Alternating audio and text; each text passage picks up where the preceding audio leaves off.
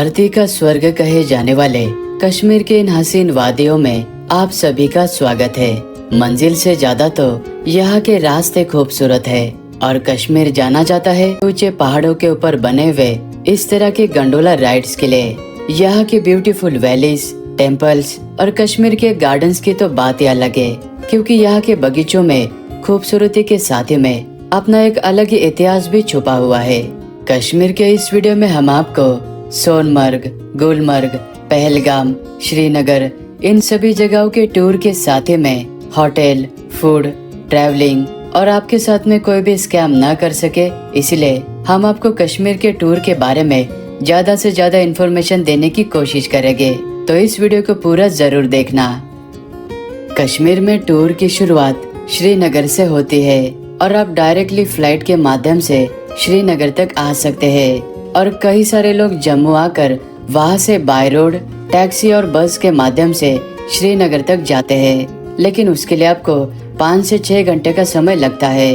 अगर आप हमारी तरह ट्रैफिक में फंस गए तो आपका और भी समय वेस्ट हो जाएगा, इसीलिए आप ट्रेन के माध्यम से डायरेक्टली श्रीनगर तक जा सकते हैं। लेकिन उसके लिए आपको श्री माता वैष्णो देवी कटरा रेलवे स्टेशन तक आना होगा, क्योंकि यहीं से श्रीनगर के लिए ट्रेन चलती है और कटरा से ट्रेन आपको मात्र 3 घंटे में श्रीनगर तक पहुंचा देगी।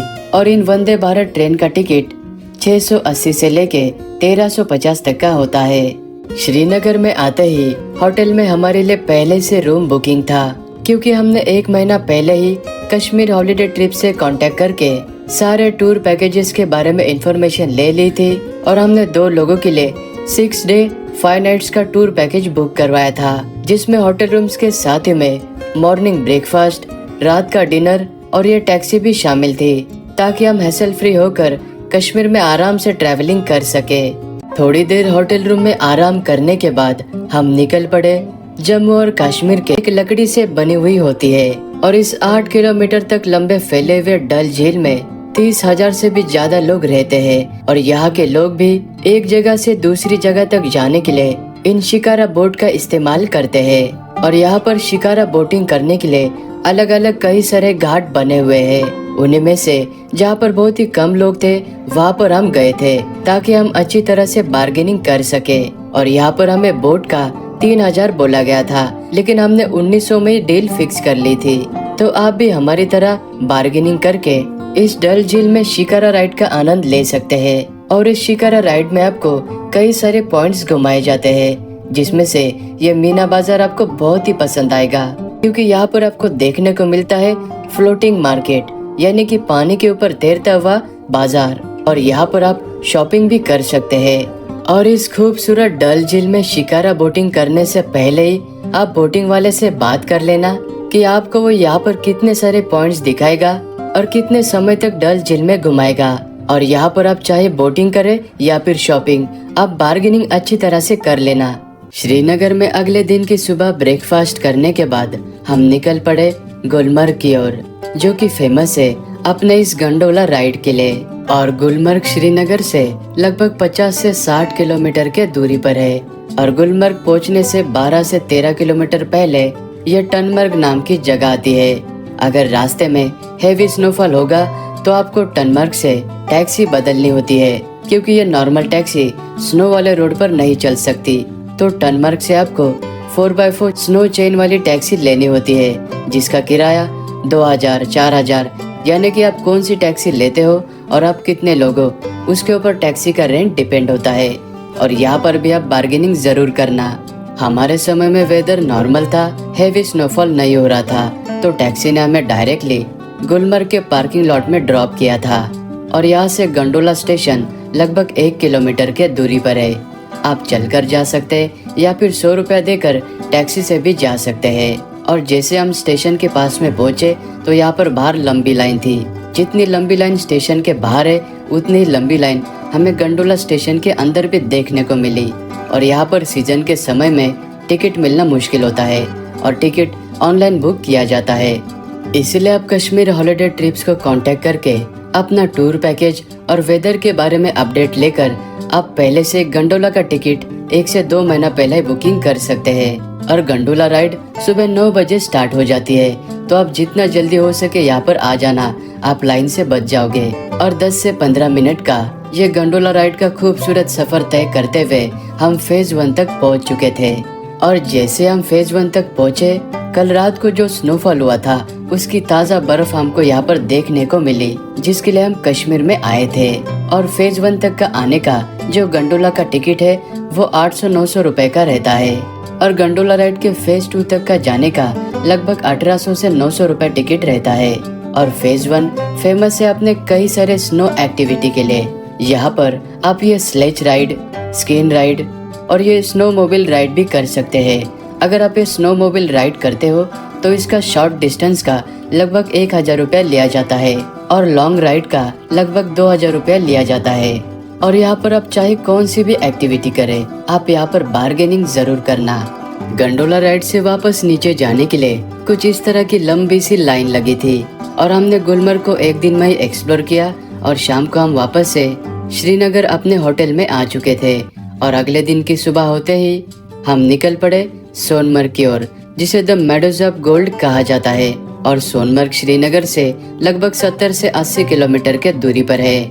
और श्रीनगर से थोड़ा सा आगे बढ़ते ही हमें ये छोटा सा ब्यूटीफुल गंदरबाल वाटरफॉल नजर आया। 2 से 5 मिनट यहाँ पर बिताकर हम आगे बढ़ चले सोनमर्ग की ओर। लगभग 1 घंटे का सफर तय करने के बाद हम पहुँच चुके थे सोनमर्ग के इस फेमस टनल के पास में, जो कि 6 किलोमीटर से भी लंबी है। और इस टनल को 2700 करोड़ के लागत से बनाया गया है।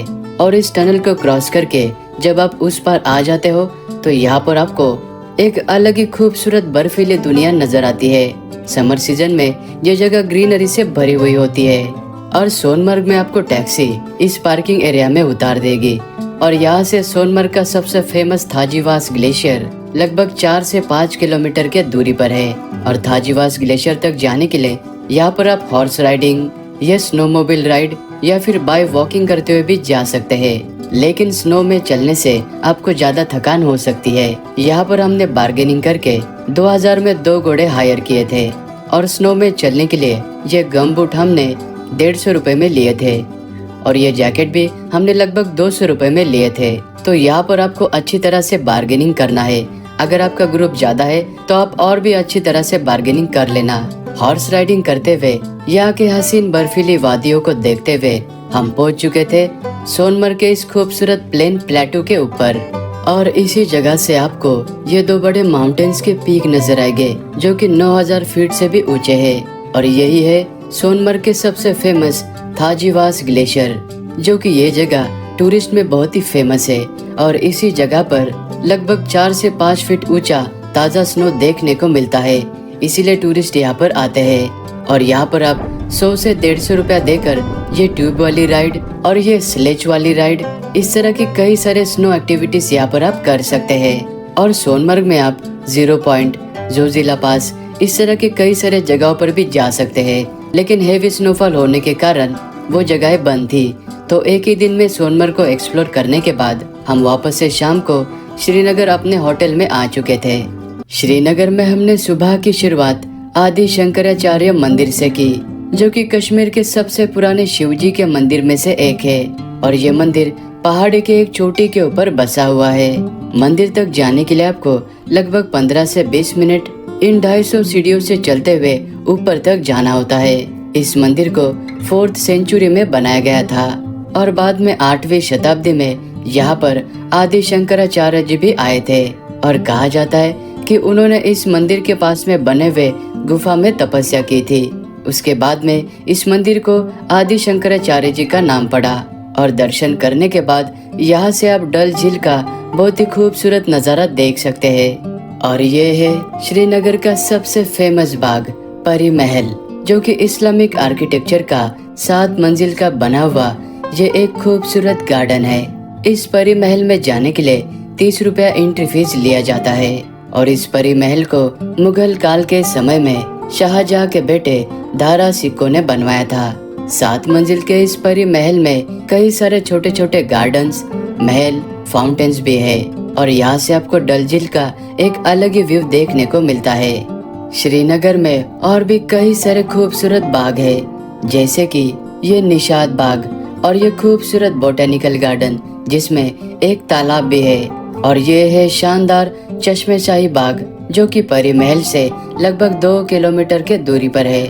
और इस चश्मे-शाही बाग को शाहजहां के कहने पर 1632 में शाहजहां के गवर्नर अली मर्दन खान ने बनवाया था। और इस चश्मे-शाही बाग के तीसरे मंजिल में ये आपको पानी का चश्मा यानी कि एक नेचुरल वाटर स्प्रिंग नजर आएगा। और ये है ट्यूलिप गार्डन, पूरे जम्मू और कश्मीर का सबसे खूबसूरत गार्डन। और यहीं पर होता है ट्यूलिप फेस्टिवल जिसमें खिलते हैं हजारों प्रकार के अलग अलग रंग बिरंगी फ्लावर्स, जिसे देखने के लिए लाखों और हजारों की संख्या में दुनिया से लोग यहाँ पर आते हैं। और इस ट्यूलिप फेस्टिवल की बुकिंग्स 1 से 2 महीने पहले चालू हो जाती है। तो आप भी अगर ट्यूलिप फेस्टिवल देखना चाहते हो या फिर कश्मीर को कौन से भी सीजन में घूमना चाहते हो तो आप भी हमारी तरह कश्मीर हॉलिडे ट्रिप्स को कांटेक्ट करके टूर पैकेजेस के बारे में इंफॉर्मेशन लेके अपना कश्मीर का टूर एंजॉय कर सकते हैं। कश्मीर हॉलिडे ट्रिप्स आपको कपल्स, फ्रेंड्स, फैमिली इस तरह के कई सारे कश्मीर के टूर पैकेजेस प्रोवाइड कराते हैं। पहलगाम के बिना तो कश्मीर का टूर अधूरा है। और पहलगाम श्रीनगर से अराउंड 95 किलोमीटर के दूरी पर है। और पहलगाम में फेमस है ABC टूर, ए यानी कि आरू वैली, जो कि पहलगाम से लगभग 13 किलोमीटर के दूरी पर है। और हम जैसे आरू वैली में पहुंचे, आरू वैली को देखने के बाद यहाँ से हम गए थे बेताब वैली की ओर। बेताब वैली पहलगाम से लगभग 8 किलोमीटर के दूरी पर है। और बेताब वैली में आते ही हमें ऐसा लगा कि मानो हम किसी और ही दुनिया में आ चुके हैं, क्योंकि यहाँ पर स्नोफॉल बहुत ही। और यहाँ से आगे हम चंदनवाड़ी के लिए जाने वाले थे, लेकिन हेवी स्नोफॉल के वजह से रास्ता बंद था। पहलगाम में आप और भी जगहों पर जा सकते हैं, जैसे कि ये ऐतिहासिक मामलेश्वर मंदिर और ये गौरी शंकर मंदिर। पहलगाम में अमरनाथ यात्रा की शुरुआत इसी मंदिर से होती है। और यहाँ पर कुछ छुपी हुई खूबसूरत जगह भी है, जैसे कि ये ग्रीन वैली और ये खूबसूरत जगह शिकारगाह। और पहलगाम के सभी जगहों पर घूमने के लिए आपको पहलगाम के ही लोकल कैब यूनियन की टैक्सी लेनी होती है, क्योंकि बाहर की टैक्सी यहाँ पर अलाउड नहीं है। और यहाँ पर टैक्सी के रेट फिक्स है, तो आपसे ज्यादा कोई पैसे नहीं ले पाएगा। और पहलगाम में हमने 1 नाइट स्टे किया था। और होटल में स्टे, मॉर्निंग का ब्रेकफास्ट, रात का डिनर, ये सारी चीजें भी हमारे पैकेज में शामिल थी। कश्मीर का ये टूर हमें स्नो और लाइव स्नोफॉल में करना था। हमें अपडेट लिया और 1 महीना पहले ही हमने हमारा टूर पैकेज बुक कर लिया था।